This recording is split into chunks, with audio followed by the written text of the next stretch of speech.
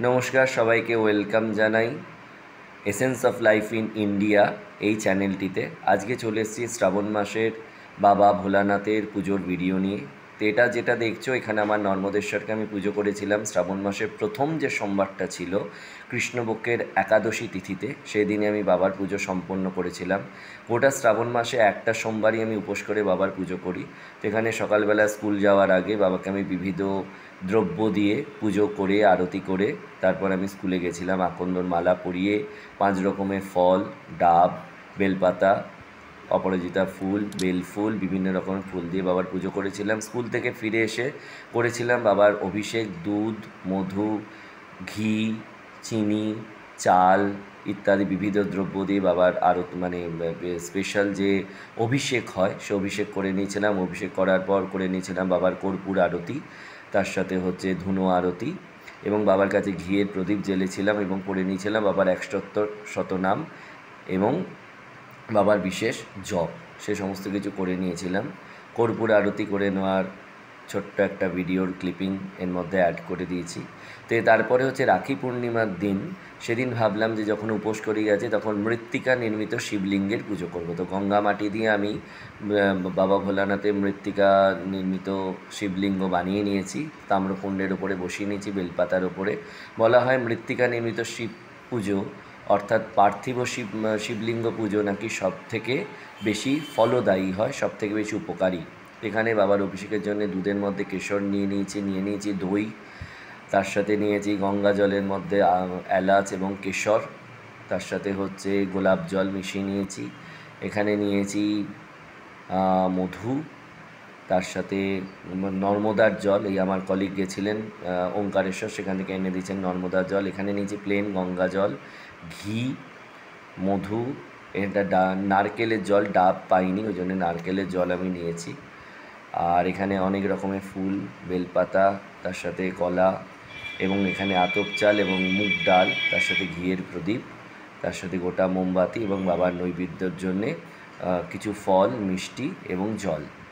এটা বাবার পুজোর জন্য আমি রেখেছি। তো এই প্রথমবারই করতে চলেছি, এর আগে কখনো করিনি, প্রথমবারই আমি করে নিচ্ছি বাবার এই মৃত্তিকা নির্মিত শিবলিঙ্গের আরাধনা বা পুজো। যেহেতু এর মধ্যে আমি দুধ, দই, সবথেকে বড় কথা দই দেবো বলে আমি এটা ঠাকুর ঘর থেকে বার করে এনে যে ঘরে আমি পড়াই সেই ঘরেই আমি বাবাকে স্থাপন করে সেখানে এক এক করে সমস্ত দ্রব্যাদি দিয়ে বাবার আমি অভিষেক করে নিচ্ছি, দুধ, মধু, ঘি, দই সব কিছু দিয়ে। এবং আমার মেয়ে এখানে আমার পাশে বসে বসে সমস্ত ভিডিওটা করে দিচ্ছে। এখানে বাবাকে দুধ দিয়ে অভিষেক করে নিচ্ছি, তারপর করে নিলাম বাবাকে চিনি দিয়ে অভিষেক, তার আগে ঘি, মধু এবং দই নিবেদন করেছিলাম। এবারে একটু দিয়ে দিলাম নারকেলের জল, তারপরে দিয়ে দিচ্ছি এখানে আতপ চাল, গঙ্গা জল, কেশর মিশ্রিত গঙ্গা জল, তারপরে নর্মদার জল, সব কিছু বাবাকে নিবেদন করেছি। তো এখানে বাবার অভিষেক করতে করতেই বাবা অর্ধেক গলে গেছে। আর পার্থিব শিবলিঙ্গের পুজোর ব্যাপারটা হচ্ছে পুজোর পর অবশ্যই বাবার লিঙ্গ বিসর্জন দিতে হয়। তো আমিও এখানে যথাবিধি পুজো করে নেওয়ার পর যে অবশিষ্ট বাবার লিঙ্গ ছিল বেশিরভাগটা তো জলে পড়ে একেবারে জলের মধ্যেই একেবারে বাবার হয়ে গেছিলো, বিসর্জন হয়েই গেছিলো। তাও যতটা যা ছিল সেটা আমি সামনে আমাদের একটি পুকুর আছে, সেই পুকুরে নিয়ে গিয়ে আমি বিসর্জন করে এসেছিলাম। তো এইভাবে শ্রাবণ মাসের রাখি পূর্ণিমার দিন, যেহেতু আমরা উপোস করে আছি, মা সন্তোষীর জন্মদিন, সেই ভিডিও তো আমার আপলোড করা হয়েছে। তো দেখলাম এইটা একটা সুন্দর সুযোগ, এদিন বাবাকে আমি একটু বিশেষ পুজো করে নিই। শ্রাবণ মাসে প্রথম সোমবার তো করেইছিলাম, এর সাথে হচ্ছে এই রাখি পূর্ণিমার দিন একটু বাবার অভিষেক করে নিই, পুজো করে নিই। তো মালা, কলা, বিল্লপত্র, বিবিধ দ্রব্য সব কিছু দিয়ে করে নিলাম বাবার বিশেষ পুজো। আমার সাথে আমার স্ত্রী, মেয়ে, মা সবাই বাবার এই লিঙ্গে বিল্লপত্র নিবেদন এবং গঙ্গাজল নিবেদন সব কিছু করে নিয়েছে। বলা হয় এই পুজোটাই ভীষণ ফলদায়ী। যে কোনো ধরনের শান্তি সস্তায়ন থেকে শুরু করে গৃহপ্রবেশ, আমাদের গৃহপ্রবেশের পুজোর সময়ও তখন এই মৃত্তিকা নির্মিত শিবলিঙ্গেরই আরাধনা করা হয়েছিল।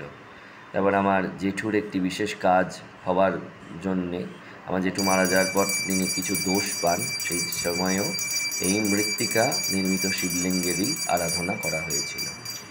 এখানে একটু ঘিয়ের প্রদীপ দিয়ে করে নিলাম বাবার আরতি। এরপর করে নেব কর্পূর দিয়ে বাবার আরতি। তার আগে ধূপ দিয়ে বাবার করে নিচ্ছি আরতি।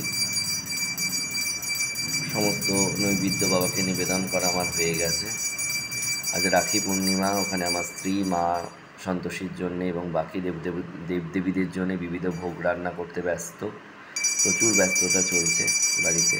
তার মধ্যেই একটু বিশেষ করে পুজো করে নিলাম বাবা ভোলানাথের। তো তোমাদের যদি আমার এই ভিডিও ভালো লাগে, লাইক কমেন্ট শেয়ার কিন্তু অবশ্যই করো এবং চ্যানেলটিকে সাবস্ক্রাইব করো, ফলো করো, সাপোর্ট করো। তো একটু কর্পূর দিয়ে করে নিচ্ছি বাবার আরতি। কর্পূর আরতি বলা হয় বাবার ভীষণ প্রিয়, এবং একটু কর্পূর আরতি বাবার করে নিলাম। এবার করে নিচ্ছি শিবাষ্টকম যে স্তোত্র, সেই স্তোত্র এখানে পাঠ করে নিচ্ছি। বাবা যেন আমাদের সকলে ভালো করে, মঙ্গল করে, কল্যাণ করে, এই বাবার চরণে প্রার্থনা। তো দেখো, অভিষেক এবং পুজোর পর বাবার অবস্থা, বাবাকে খুঁজে পাওয়া যাচ্ছে না। বাবা এখানে একদম দুধ, গঙ্গা জল, দুধ, মধু সবের মধ্যে একেবারে মিশে গেছে। এটা একটা স্টিল পিকচার। তো বিসর্জনের আগে বাবার এরকমই, এই যে বিসর্জনের জন্যে বাবার লিঙ্গ যতটুকু অবশিষ্ট আমি পেয়েছি এখান থেকে তুলে রেখেছি। এটাই বিসর্জনের জন্য নিয়ে যাব ভেবেছিলাম। তারপরে ভাবলাম সবটাই গিয়ে ওই পুকুরে নিবেদন, মানে পুকুরে বিসর্জন করে আসি। তো সবাই ভালো থেকো, ধন্যবাদ।